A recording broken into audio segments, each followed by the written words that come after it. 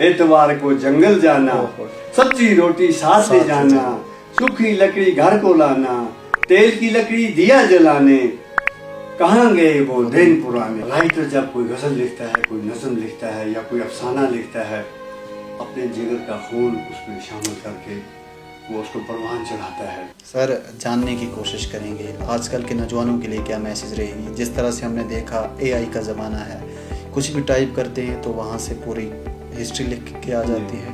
तो आप मुझे बताएं नौजवानों को किस तरह किताबों की ओर आना चाहिए।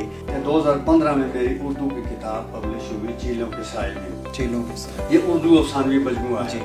कहाँ गई वो महफिल यारा, दूर हुए दुख दर्द हजारा, कहाँ गई वो जश्न बहारा, टूट गए सब ताने बाने। अस्सलाम वालेकुम, आदाब, सत श्री अकाल। मैं आरजे शानू फरीद और आप देख रहे हो रेडियो रूह कन्ना का सोशल मीडिया हैंडल। और आज मेरे साथ एक खास मेहमान हैं जो किसी तरफ के मोहताज नहीं। जी हाँ, आज मेरे साथ मेरे ही उस्ताद शबीर शेख साहब हैं। बड़ी खुशी हुई कि आज मैं इनका पॉडकास्ट कर रहा हूँ। आप सबको पता है ये अरबी के लेक्चरर भी हैं और साथ साथ पोइट, राइटर, शॉर्ट स्टोरी भी लिखते हैं। तो आज हम इनकी जर्नी के बारे में जानेंगे और भी बहुत बातें करेंगे। सबसे पहले सर, आपका वेलकम करता हूं कि आप यहाँ पे आए और आज अपने ही स्टूडेंट से पॉडकास्ट कर रहे हैं। शुक्रिया जी, शुक्रिया मुझे मौका देने के लिए। मैं रूह कन्ना की पूरी टीम का बहुत बहुत मशकूर हूँ कि आपने मुझे अपने स्टूडियो में अपनी चंद बातें रखने का मौका दिया। आपका बहुत बहुत शुक्रिया। सर, सबसे पहले आपकी जर्नी के बारे में जानने की कोशिश करेंगे। आप पोइट भी हैं, आप बुक राइटर भी हैं और 4 से ज़्यादा बुक आपकी लॉन्च हो गई। तो सर, ये जर्नी कहाँ से स्टार्ट हुई? असल में जब मैं कॉलेज में पढ़ता था, कॉलेज में नया नया दाखिला हुआ तो नए नए लोगों से वास्ता पड़ता है जी। मेरे अंदर एक अफसाना निगार छुपा हुआ था जिसका मुझे भी पता नहीं था। अच्छा। जब कॉलेज मैगजीन मैंने देखी तो उसमें कुछ अफसाने छपे हुए थे। गो के 11th 12th या 10th में अफसाना उस वक्त 9th उर्दू सिलेबस में मौजूद था जी। लेकिन जब मैं कॉलेज में पहुंचा तो कॉलेज मैगजीन मेरी नज़रों से गुजरा। गवर्नमेंट डिग्री कॉलेज बारामूला में मेरा एडमिशन हुआ था जी 1984 में। उसके वो मैगजीन देखने के बाद मेरे अंदर के अफसाना निगार को थोड़ी जुम्बश मिली। उसके बाद पहाड़ी शिराजा, उन दिनों पहाड़ी शिराजा छपना शुरू हो चुका था। कल्चरल एकेडमी में पहाड़ी शोबा खुल चुका था तो किसी दोस्त ने मुझे शिराजे की एक कापी ला के दी। तो चूँकि पहाड़ी है, माँ बोली पहाड़ी है, पहाड़ी में मैंने जब वो कलाम देखा, बिलखुसूस अफसाने देखे, तो मैंने सोचा कि मैं भी कुछ लिख सकता हूँ। तो मैंने कुछ अफसाने लिखे। मैं कल्चरल एकेडमी के पहाड़ी शोबे में चला गया। मैं बहुत मशहूर हूँ उस वक़्त के एडिटर जनाब ज़फ़र इकबाल खान मनहास साहब का। उन्होंने जब वो मेरा अफसाना देखा, उसको पढ़ा, तो उनके अल्फाज थे, कोई तखल्लुस है? मैंने कहा बस शबीर अहमद है। कहा क्या है आपकी कौम? मैंने कहा शेख हूँ। कहा बस शेख शबीर अहमद लिखो और लिखते जाओ, आप अच्छे अफसाना निगार हो। वहाँ से मेरा सफ़र शुरू हो गया। तो तब से लेके आज तक फिर शेख शबीर अहमद ने वापस मुड़ के नहीं देखा। सर, अगर तब की बात करें, करना एक फार फ्लैंग एरिया था, पिछड़ा हुआ इलाका था, इतनी ज़्यादा एडवांस टेक्नोलॉजी नहीं थी। उसके बावजूद भी आपकी लगभग 4 बुक्स जो हैं वो पब्लिश हुई। कितनी मेहनत करनी पड़ी और स्ट्रगल कितना रहा? स्ट्रगल के बारे में थोड़ा बता दें। इस बारे में शानू साहब मैं आपको इतना बता दूं कि किताब लिखना कोई आसान काम नहीं है। बिल्कुल। कल्चरल एकेडमी के ज़ेर एहतमाम जो शिराजा छपता है या एक और इसके साथ ज़ैली जो कुतुब छपती है जैसे अस्तादब है, अफसाना नंबर है, इसी तरह कोई ट्रांसलेशन का काम होता है, बहुत सारे काम हुए। लेकिन अपने तौर पे वहाँ कुछ छपता था या कोई प्रोग्राम होता है, या मैं अक्सर रेडियो पे भी जाता हूँ, मैं टीवी पे, दूरदर्शन पे प्रोग्राम होते हैं। बिलखुसूस कश्मीर उज़्मा के साथ मेरा ताल्लुक है, मेरे उर्दू अफसाने कश्मीर उज़्मा में भी छपते हैं। अच्छा। लेकिन किताब, जैसा कि आपने सवाल पूछा मुझसे, किताब शाया करना अपने तौर से कोई आसान काम नहीं। अभी मैं आपको बताता हूँ, पहले मैं तारफ़ दे देता हूँ आपको थोड़ा सा अपनी किताबों का, फिर आगे बात करेंगे। ये 2015 में मेरी उर्दू की किताब पब्लिश हुई, चीलों के साए में। चीलों के साए, ये उर्दू अफसानवी मजमूआ है। चूँकि मेरे अफसाने इसमें छपते थे कश्मीर उज़्मा में तो लोग पढ़ते थे।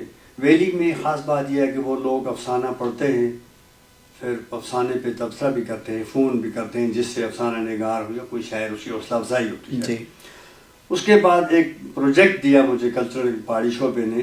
اردو کے ایک مایہ ناز بڑے ادیب ہیں خواجہ غلام السیدین، اور انہوں نے ایک بڑی شرافہ کتاب لکھی ہے آندھی میں چراغ، جس میں دنیا کے بڑے جو ہسٹری میکنگ لوگ تھے، تاریخ ساز لوگ، ان کی جو بایوگرافیز ہیں اس کے اندر لکھی اس کتاب میں ہیں. اور نمبر فرسٹ پہ، ایک نمبر پہ حضور پاک صلی اللہ علیہ وسلم کا نام ہے، وہاں لکھا ہے انسان کامل. اچھا. تو دنیا ایکسیپٹ کرتی ہے اس کو کہ وہ دنیا کے تاریخ ساز شخصیت ہے. اس طرح مہاتما بدھ ہیں، گرو نانک ہیں، اور مہاتما گاندھی جی ہیں. ایسے لوگوں پہ لکھی گئی وہ کتاب تھی آندھی میں چراغ. اس کا مجھے ترجمے کا پروجیکٹ دیا، جس کو میں نے لگ بھگ 1 سال لگ گیا مجھے. یہ میں نے پڑھی، یہ کتاب میری پبلش ہوئی، کیونکہ کلچرل اکیڈمی اس کا خرچہ انہوں نے لیا، لیکن اس کو پہاڑی میں کنورٹ میں نے کیا. یہ اسی کے ساتھ ساتھ میری دوسری کتاب تھی. چونکہ میں پہاڑی میں بھی لکھتا ہوں، پہاڑی میری ماں بولی ہے، تو ہم پہاڑی بولتے ہیں. پہاڑی کے لیے ہم نے بہت محنت کی، ہمارے اسلاف نے محنت کی، تو قرض ہے ہماری زبان کا ہم پر. تو تیسری کتاب میری یہ 2025 میں پچھلے سال آئی ہے، اردو یہ پہاڑی افسانوی مجموعہ پردیس، یہ آپ کے سامنے ہے. یہ میری تیسری کتاب آ گئی. حال ہی میں 2 مہینے ہو گئے، 2-2.5 مہینے ہو گئے. تو چونکہ میں شاعری کا شوق بھی رکھتا ہوں، پہاڑی شاعری پر مشتمل جو میرے شعری مجموعہ ہے میر محبتاں، یہ بھی کتاب میری 1-2 مہینے ہوئے، یہ بھی منظر عام پہ آ چکی ہے. اب میں آپ کا جواب دیتا ہوں کہ یہ کتاب لکھنا کوئی آسان کام نہیں ہے، کیونکہ یہ اس کا پورا خرچہ اپنے جیب پہ ہے. اچھا. کوئی کوئی تنظیم اس میں پہلے کلچرل اکیڈمی سبسڈی دیتی تھی. پہاڑی جو بورڈ ہمارا ہے، بورڈ ہمیں مالی معاونت کرتا تھا. آج ان اداروں کے پاس کچھ کمی ہے، فنڈنگ کی کمی ہے، تو یہ تقریباً غیر فعال ہو چکے ہیں. مطلب بہت اسٹرگل ہوتے ہیں. ہاں، آپ یہ پورا خرچہ اپنی جیب پہ کرنا پڑتا ہے، اپنی جیب سے دینا پڑتا ہے. تو آج 30-35-40 سال میں یہ کتاب آ جاتی ہے. اگر آپ 100 کاپیاں رکھیں گے، اس کے اوپر رکھیں گے تو زیادہ آتی ہیں. سر ایک غزل ہے آپ کی پہاڑی میں لکھی ہے، آپ کی بک میں ہی ہے. مجھے بھی یاد ہے جب ہم اسٹوڈنٹ ہوا کرتے تھے تو آپ نے ایک بار اسٹیج پہ وہ پڑھی تھی. وہ میں آپ کو کچھ بول پڑھ کے سناؤں گا، شاید آپ کو یاد بھی آ جائے اور آپ ہمیں بھی سنا دیں. اس میں یہ تھا کہ اتوار کو ہم جنگل جائیں، وہاں سے ہم لکڑیاں لائیں. کچھ اس طرح کی تھی سر. کہ آپ آج وہ سنا سکتے ہیں؟ تب تو ہم کہہ نہیں سکتے تھے آپ سے، کیونکہ آپ ہمارے ٹیچر تھے. ایک ڈر تھا، آج بھی ڈر ہے. چانو صاحب، بات اس طرح سے ہے کہ میں نے زیادہ نظمیں لکھی ہیں. اچھا، نظم. اردو یا پہاڑی میں غزلیں کام لکھی ہیں. اچھا، وہ نظم تھی. وہ نظم تھی. میں آپ کو کچھ بند اس کے سناتا ہوں. جی یہ ضرور میں آپ سے یہ بات یہ بتا دوں، میں نے یہ کوشش کی ہے کہ اپنی نوجوان نسل کو اپنے پرانے ورثے سے جوڑنے کی کوشش کی ہے. آج کی نئی نسل کو ہمارے بہت سے پہاڑی الفاظ پتہ ہی نہیں ہے. بالکل نہیں. ہمارا کھانا پینا کیا تھا پتہ ہی نہیں ہے ان کو. پہناوا کیا تھا پتہ ہی نہیں ہے. نتیجہ یہ ہے کہ اپنے اسلاف کی میراث سے ہم کٹ گئے. تو یہ نظم میں اکثر سکول میں اپنے بچوں کو سنایا کرتا ہوں. جیسے آپ کی بات تھی، اس کے میں چند بند آپ کو سناتا ہوں. بالکل بالکل. اس کا عنوان ہے کہاں گئے وہ دن پرانے. کہاں گیا وہ دور پرانا، کہتے جس کو لوگ زمانہ. 1 روپے میں 16 آنا، اپنا پیسے نہ وہ آنے. کہاں گئے وہ دن پرانے. ننگے پاؤں اسکول تھے جاتے، بھوکے پیٹ تھے واپس آتے. نہ تھی ٹوپی نہ تھے جوتے، تن پہ تھے ملبوس پرانے. کہاں گئے وہ دن پرانے. ایک کمرہ تھا اسکول ہمارا، نیچے مٹی دھول غبارہ. ایزل بورڈ سٹول ہمارا، یہی تھا سب مانے نہ مانے. کہاں گئے وہ دن پرانے. وہیں سے نکلے اونچے لوگ، بہت اونچائی تک پہنچے لوگ. نہ کوئی الجھن نہ کوئی روگ، مقصد تھا انسان بنانے. کہاں گئے وہ دن پرانے. گلی ڈنڈا تھا کھیل ہمارا، بیٹھے رہتے نہ تھا وارا. کون پٹا تھا کس نے مارا، بن گئے سب خواب سہانے. کہاں گئے وہ دن پرانے. اتوار کو جنگل جانا، سبزی روٹی ساتھ لے جانا. سوکھی لکڑی گھر کو لانا، تیل کی لکڑی دیا جلانے. کہاں گئے وہ دن پرانے. خوشیوں کا جب موقع آیا، سب نے مل کر ڈھول بجایا. روکھا سوکھا مل کر کھایا. خوشیوں کا جب موقع آیا، سب نے مل کر ڈھول بجایا. روکھا سوکھا سب مل کر کھایا. کوئی نہ دیتا کسی کو تانے.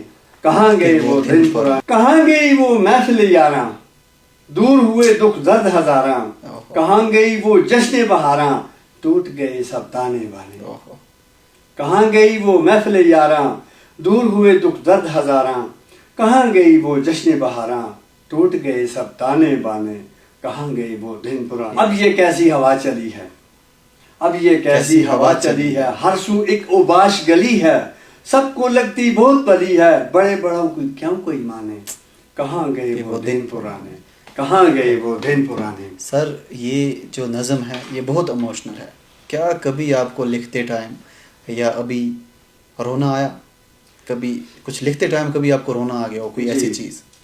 بنیادی طور پہ ادب چیز ہی ایسی ہے کہ ادب کو ایک کاریگر مکان بناتا ہے، ایک کاریگر نے تاج محل بنایا، ایک نے جامع مسجد بنائی، قطب مینار۔ رائٹر جب کوئی غزل لکھتا ہے، کوئی نظم لکھتا ہے یا کوئی افسانہ لکھتا ہے، اپنے جگر کا خون اس میں شامل کر کے وہ اس کو پروان چڑھاتا ہے، اور جب پڑھتا ہے اس کے ذہن میں، اس کی آنکھوں کے سامنے نئے نئے پردے کھلتے ہیں۔ نظم سے ہٹ کے میں بات کروں، جیسے میں نے آپ سے ابھی اپنی یہ کتاب دکھائی پردیس، پردیس میری 34-35 سال کے افسانوں، جتنے میری زندگی کا لیکھا جوکھا ہے، میرے تجربات ہیں، میرے مشاہدات ہیں، کیسے لوگوں سے واسطہ پڑا، ماں باپ نے کس طرح محنت کی، ہم نے کیسے محنت کی، آج بچے کیا کر رہے، پوری میری اس 63 سال کا پورا لیکھا جوکھا اس میں ہے۔ اور آج بھی کچھ میرے ایموشنل ایسے کچھ افسانے ہیں، جب میں نے دوبارہ پڑھتے میری آنکھوں میں آنسو آ جاتے ہیں، رونا آ جاتا ہے۔ سر جاننے کی کوشش کریں گے آج کل کے نوجوانوں کے لیے کیا میسیج رہے گی؟ جس طرح سے ہم نے دیکھا AI کا زمانہ ہے، کچھ بھی ٹائپ کرتے ہیں تو وہاں سے پوری ہسٹری لکھ کے آ جاتی ہے، تو آپ مجھے بتائیں نوجوانوں کو کس طرح کتابوں کی اور آنا چاہیے، جو ٹیکنالوجی ہے اس سے تھوڑا دور رہنا چاہیے، یوز کرنی چاہیے لیکن ضرورت کے حساب سے؟ بڑا اہم سوال پوچھا چھانو صاحب آپ نے۔ اسی غرض کے لیے ہم نے چند دوستوں نے مل کر کرنال میں ایک تنظیم، ایک ادارہ بزم ادب کرنال کے نام سے شروع کیا۔ اچھا آپ ہی نے اس پروگرام کو کور کیا تھا۔ جی، چونکہ کلچرل اکیڈمی والوں کے پاس اپنے مسائل ہیں، وہ کبھی 6 مہینے کے بعد آتے ہیں، کبھی سال کے بعد آتے ہیں۔ جی، میں آپ کو بتاتا چلوں، جہاں 5-10 آدمی کام کرتے تھے وہاں 1 آدمی ہے آج پورے پہاڑی شعبے میں۔ وہ پورے جموں کشمیر کے لوگوں تک کہاں پہنچے گا، کہاں پہنچ پائے گا؟ اس ضرورت کو محسوس کرتے ہوئے ہم نے اپنا یہ بزم ادب ایک پروگرام، ایک تنظیم کو تشکیل دیا، اور ہمارے ذہن میں یہی ہے کہ ہم ہر بستی، ہر گاؤں میں جائیں گے، نئے نئے لوگوں کو تلاش کریں گے، بچوں کو بٹھا کے کالج میں جائیں گے، اسکول میں جائیں گے، ان کو اپنے اس جو ورثہ ہے ہمارا پہاڑی ورثہ ہے، بالخصوص پہاڑی، ہمارا جو ادب ہے، ہمارا کلچر ہے، تہذیب ہے، تمدن ہے، میں بتاؤں تاریخ ہے ہمارے نوجوانوں کو پتہ ہی نہیں ہے۔ ہمارے نوجوانوں کو اپنے میراث جو ہے اسلاف کی، اس کی طرف نہ رجحان ہے، نہ زبان کی طرف، تو ہم پوری کوشش کریں گے ان کو اپنی اس بزم ادب میں شامل کرنے کی۔ ان سے کچھ جن لوگوں میں کچھ ٹیلنٹ ہے، جیسے ٹیلنٹ ہنٹ پروگرام ہوتا ہے، ہم نے اس کی شروعات کر دی ہے انشاءاللہ آہستہ آہستہ۔ ضرورت بہت زیادہ ہے کہ اپنے نوجوانوں کو اپنے اس ورثے کی طرف جوڑنے کی، کیونکہ ہم جتنی ترقی کر رہے ہیں، پرندہ جتنا اونچا اڑ جائے اس کو واپس اسی زمین پہ آنا ہے۔ یہ سب جاننے کی کوشش کریں گے۔ عربک استاد تھے، اب اس سے واسطہ تھا، تو عربی سیکھنا کتنا ضروری ہے؟ عربی سیکھنا اتنا ضروری ہے جتنا کھانا کھانا ضروری ہے، پانی پینا ضروری ہے، کیونکہ ہم جتنے ترقی کر لیں، ہمارا واسطہ دنیا کے سب سے بڑے ہیرو ہمارے پیشوا ہیں، ہمارے ہیرو ہیں، دنیا مانتی ہے حضرت محمد صلی اللہ علیہ وسلم۔ اور سب سے بڑا دنیا میں اگر کوئی ہے تو کوئی بھگوان کہہ دے، خدا کہہ دے، اللہ کہہ دے، نام ایک ہی ہے، ہم اللہ کہتے ہیں، اس کا صفاتی نام 99 یا 99 ہے۔ اس کا جو کلام ہے وہ عربی میں ہے، اس کے نبی کا جو کلام ہے وہ عربی میں ہے، اور جتنی حکمت کی باتیں ہیں زندگی گزارنے کی، زندگی کا نصب ڈسپلن جو ہے وہ عربی میں ہے۔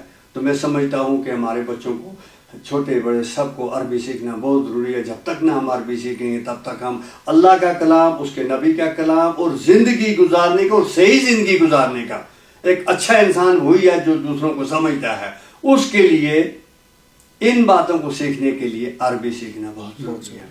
تو شبیر صاحب بہت بہت شکریہ، آپ نے اپنا قیمتی وقت دیا اور یہاں آئے ہم سے بات چیت کرنے کے لیے، آپ کا بہت بہت شکریہ۔